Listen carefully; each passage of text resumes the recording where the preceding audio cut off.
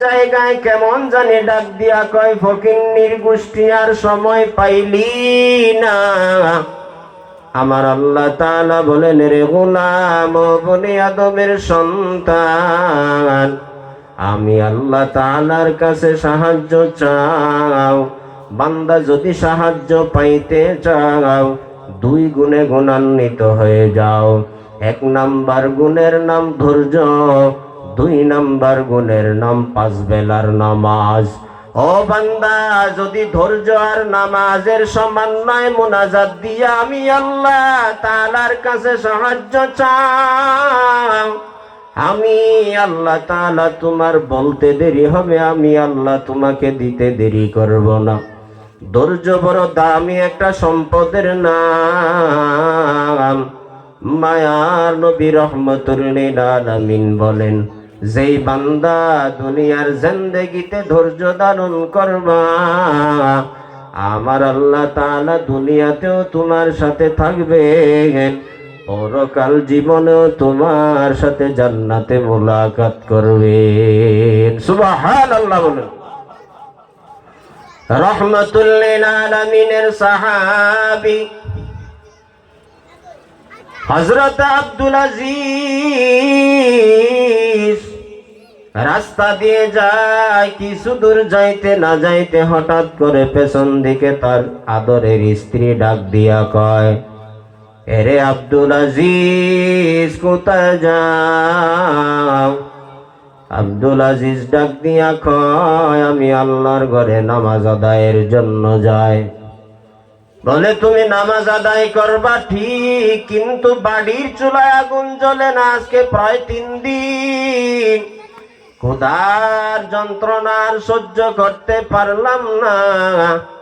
এরে আমার আদরের স্বামী, তুমি নামাজে যাইবা কোনো বাধা নাই, কিন্তু আমার বাড়ির চুলায় যেন আগুন হয়, আগে কিছু খাদ্যদ্রব্য আমাকে দিয়ে যাও। আল্লাহর বান্দা বড় মুসিবত, নামাজের দিকে রওনা হয়ে যায়। কিছু দূর যাইতে না যাইতে হঠাৎ করে আরেক আল্লাহর বান্দার সাথে সাক্ষাৎ হয়ে গেল। বান্দা, আব্দুল আজিজ, কোথায় যাও? বলে, ভাই আমি জুমার সালাত আদায় করার জন্য যাই। আব্দুল আজিজকে এই কথা বলার পর যুবক সন্তান ডাক দিয়া কয়, এরে আব্দুল আজিজ, তুমি নামাজে যাও কোনো বাধা নাই, কিন্তু তোমার হালাল টাকায় খরিদ করে নিয়ে আসা তোমার গাভী হারায় গেছে। এক কুঠির গোড়া থেকে রশিটাকে সিরিয়া কেমন জানে সে জংলার ভিতর প্রবেশ করেছে। এরে আব্দুল আজিজ, তোমার হারানো গাভীকে নিয়ে নাও, না হয় জংলার ওই হিংস্র বাঘ এসে তোমার গাভীর উপরে হামলা করবে। আল্লাহর বান্দা বড় চিন্তা, কিছু দূর যাইতে না যাইতে আরেক আল্লাহর বান্দার সাথে সাক্ষাৎ হয়ে গেল। আব্দুল আজিজ, কোথায় যাও? আব্দুল আজিজ ডাক দিয়া কয়, রে ভাই, আমি আল্লাহর ঘরে নামাজ আদায়ের জন্য যাই। বলে, তুমি নামাজ আদায় করবা কোনো বাধা নাই। ওই অনাবাদী স্থান, যে স্থানে পানিও নাই, বৃষ্টিও আসে না, আল্লাহ তাআলার কেমন জানি কারিশমা। পানি বন্যাও হয় না, বৃষ্টিও হয় না রে আব্দুল আজিজ, মেশিনওয়ালা কেউ পাওয়া যায় না। অনাবাদী স্থানে ফসল আদি সব মারা যায়। যদি ফসল আদিগুলা জিন্দা করতে চাও, হঠাৎ করে আমি মেশিনওয়ালাকে পাইলাম। যদি তুমি চাও আমার জমিতে পানি দেওয়া শেষ হওয়ার পরে তোমার জমিতেও পানি দিতে পারো। আল্লাহর বান্দা যুবক সন্তান, আল্লাহকে ভয় করনেওয়ালা বান্দা রাস্তা দিয়া পা পা করে হেঁটে যায়। মসজিদে গিয়া 2 রাকাত নামাজ আদায় করিয়া কুদরতি পায়ে আমার আল্লাহ তাআলার পায়ে সিজদা করলেন। নিজের কপালটাকে কুদরতি পায়ে সেজদা করিয়া মুনাজাত দিয়া আমার আল্লাহকে ডাক দে আর বলে রে রব্বুল আলামিন, তিনটা মুসিবত নিয়ে আমি আল্লাহ আপনাকে ভুলি নাই। ও আল্লাহ, আপনি আমাকে ভুলিয়েন না। আমার বিবি বলছে কানা নাই, পেটের সাথে পিঠ লেগে গেছে, ক্ষুধার যন্ত্রণা আর সহ্য করতে পারলাম না। মাঝখানে আসার সময় আমার উপর তিনটা ধামা চাপা দিয়েছে বিপদের আওয়াজ। ও আল্লাহ, তিন বিপদের সময় আমি আপনাকে ভুলি নাই। ও আল্লাহ, আপনি আমাকে ভুলিয়েন না। মুনাজাত দিয়ে আল্লাহর বান্দা আল্লাহর সাহায্য চাইলেন। পা পা করে এবার বাড়ির দিকে রওয়ানা। বাড়িতে আইসা দেখে তার আদরের স্ত্রী তার জন্য খানা নিয়ে রেডি হয়ে আসে। স্বামী বেচারা চোখের পানি ফেলাইয়া ডাক দিয়া কয়, এরে আমার আদরের স্ত্রী, আমি তো এখনো বাজারও গেলাম না, তরু তরকারিও তো আনলাম না, কিন্তু তুমি কেমন জানে আমার জন্য কানা নিয়া রেডি হয়ে আসনে আমার আহলিয়া।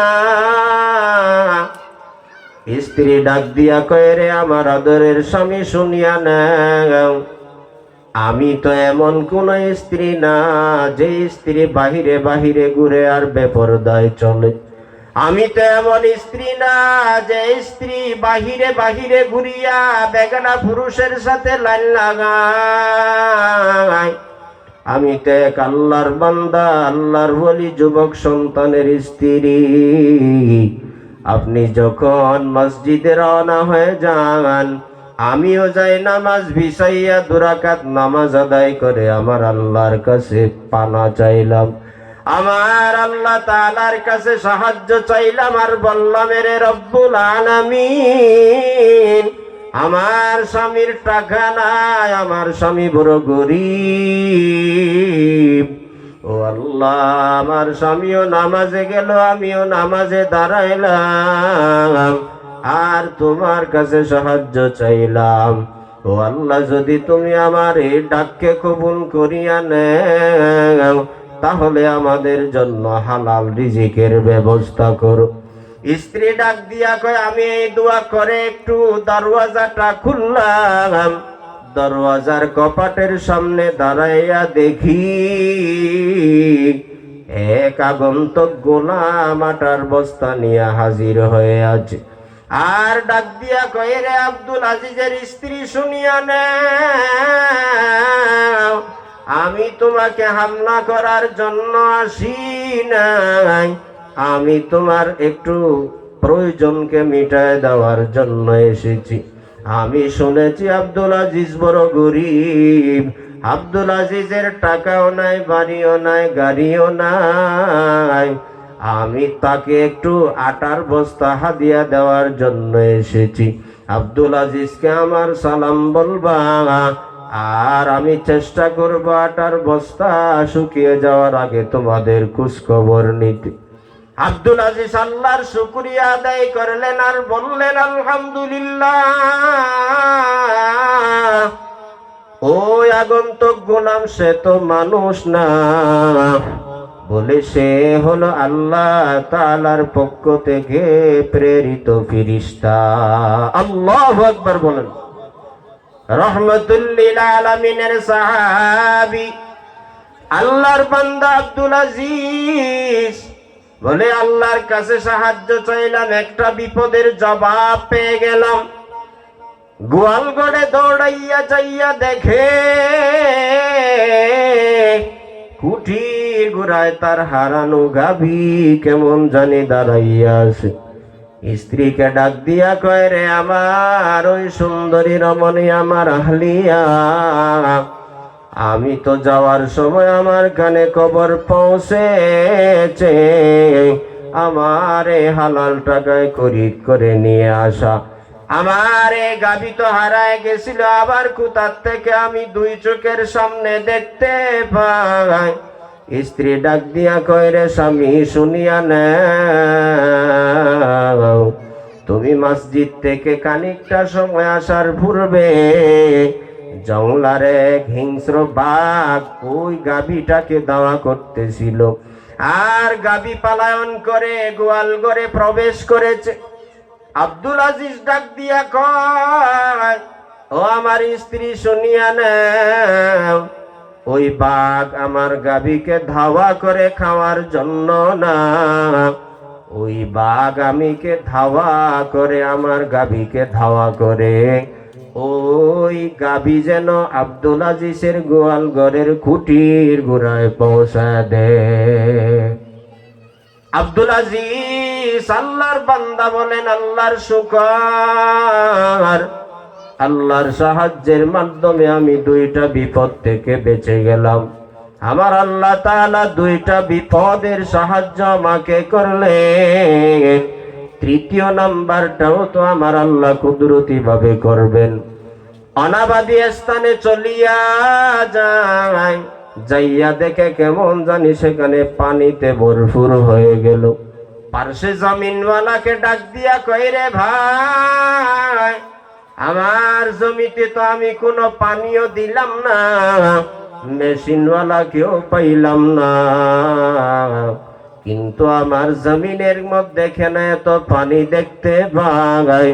আল্লাহর বান্দা পার্শ্বের জমিনওয়ালা ডাক দিয়া কয়, বলে, রে বান্দা শুনিয়া নাও, আমার এই জমিনের মধ্যে পানি বেশি হওয়ার কারণে একটু আইল কাটলাম, ওই একটু আইল কাটার মধ্যে আমার আল্লাহ তাআলা অল্প পানিতে ভরপুর বরকত দান করেছে। আল্লাহ তাআলা বলেন, আমি আল্লাহর ওয়াদা, দুনিয়ার মানুষ, বান্দা তুমি যদি টেনশন আর পেরেশানির বেড়াজালে আবদ্ধ হয়ে যাও, আমি আল্লাহ তাআলার কাছে সাহায্য চাও, আমি আল্লাহ তাআলা তোমাকে সাহায্য করব। এক নাম্বার গুণের নাম ধৈর্য, দুই নাম্বার গুণের নাম হলো নামাজ। ধৈর্যের প্রকার আবার তিন প্রকার। এক নাম্বার আস-সাবরু আনিত তাআ, আস-সাবরু আনিল মাসিয়া, আস-সাবরু আনিল মুসিবা। বান্দা তুমি ইবাদতের বেলায় ধৈর্য ধারণ করবা। কেমনে ইবাদতের বেলায় ধৈর্য ধারণ করা যায়? মাঘ মাসের শীত, ঠান্ডা পানি দ্বারা ওযু বানায়া, মকমলের চাদর পেঁচাইয়া সারের নামাজ পড়িয়া ঘুমাইলা, মনে চায় না ঠান্ডা পানি দ্বারা ওযু বানাইয়া মসজিদের দিকে পা পা করে হাজিরা দাও। যদি বান্দা দিতে পারো তাহলে তুমি ইবাদতের কষ্টের উপরে ধৈর্য ধারণ করলা। দুই নাম্বার, মুসিবতের বেলায়, গুনাহের বেলায় ধৈর্য ধারণ করা। কেমনে ধৈর্য ধারণ করা যায় রে ভাই?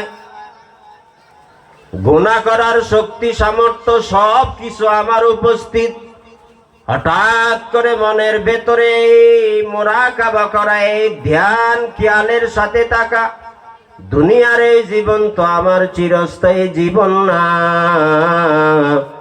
এই দুনিয়া থাকার জায়গা না, থাকতে কাউকে দেওয়া হবে না। বান্দা যখন গুনাহ করার সুযোগ থাকার পর আমার আল্লাহ তাআলার জাহান্নামের আগুনের ভয়ে গুনাহ থেকে বিরত তাকিয়া নে, আমার আল্লাহ তাআলা ডাক দিয়া বলেন, রে বান্দা, আমি আল্লাহ তাআলা তোমার জন্য জান্নাতে একটা সুন্দর ঘর নির্মাণ করলাম।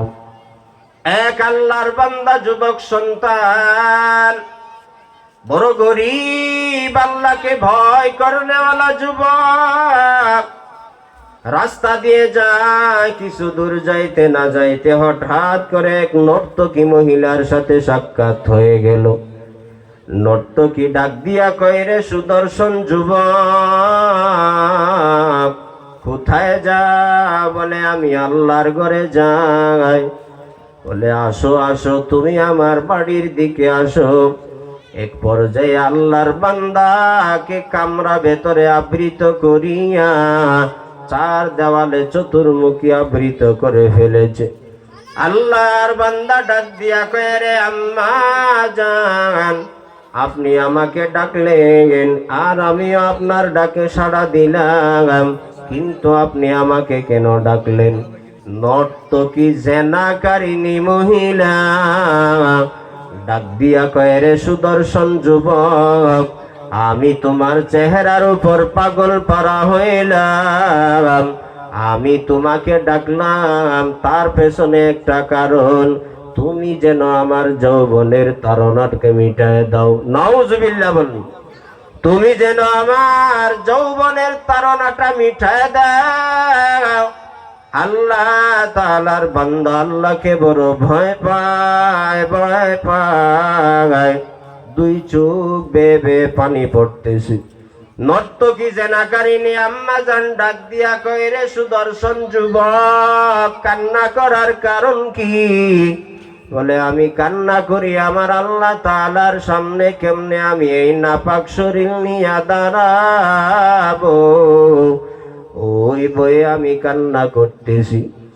এক পর্যায়ে অপকৌশলের বেড়াজালে আবদ্ধ করে ফেলেছে আল্লাহর বান্দা যুবক সন্তান। ডাক দিয়া কয়ে, রে আম্মা জান, আপনার সাথে অনৈতিক কাজে আমি লিপ্ত হয়ে যাব, কিন্তু একটা কথা। বলে, কি? যুবক সন্তান ডাক দিয়া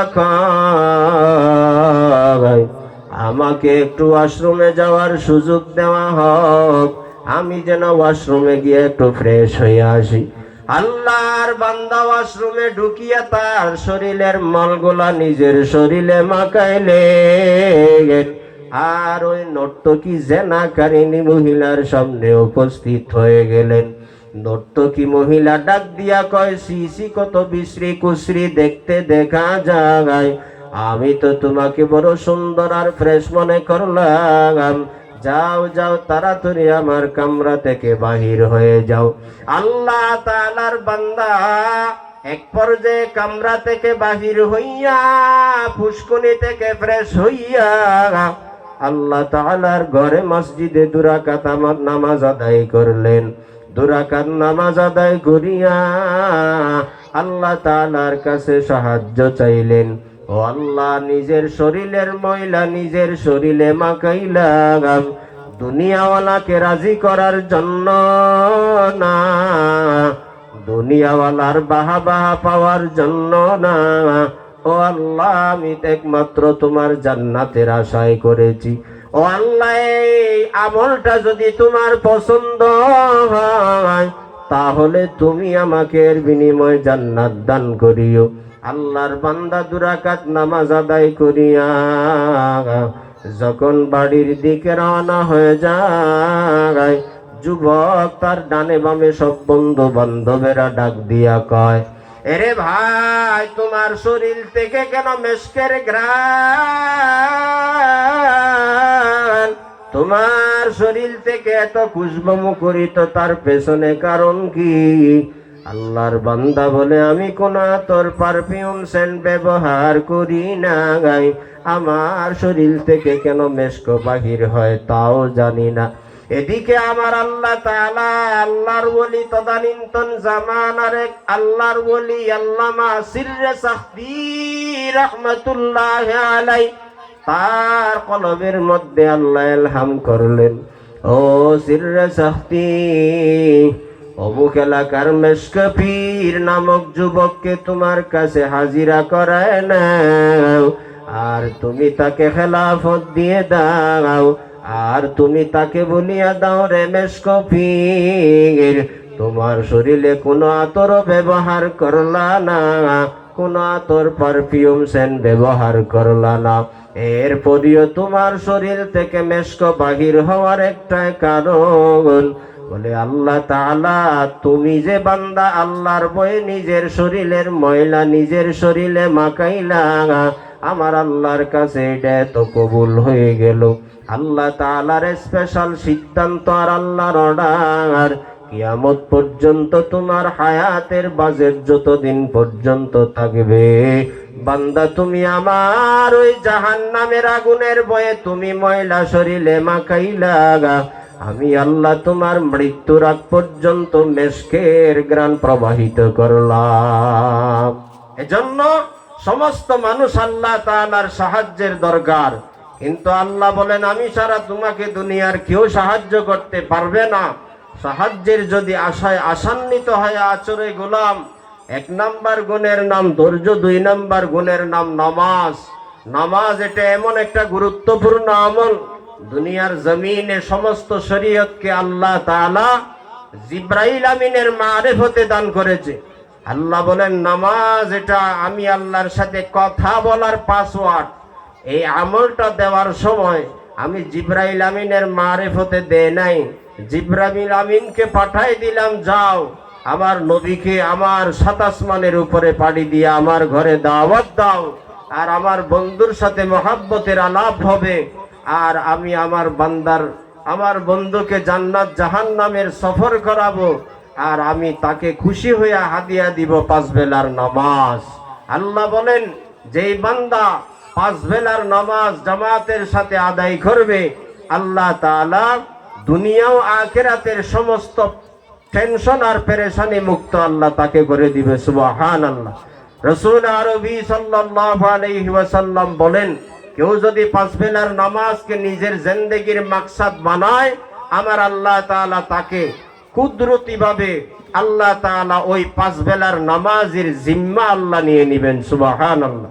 আল্লাহ তাআলা আমাদের প্রত্যেককে যা বলা হয়েছে ভাঙাচোরা কথা, সহি কথার উপর আল্লাহ আমাদের প্রত্যেককে 5 বেলার নামাজ জামাতের সাথে আদায়ের তৌফিক আল্লাহ পাক দান করুন।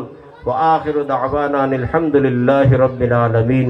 আসসালামু আলাইকুম ওয়া রাহমাতুল্লাহি ওয়া বারাকাতুহু।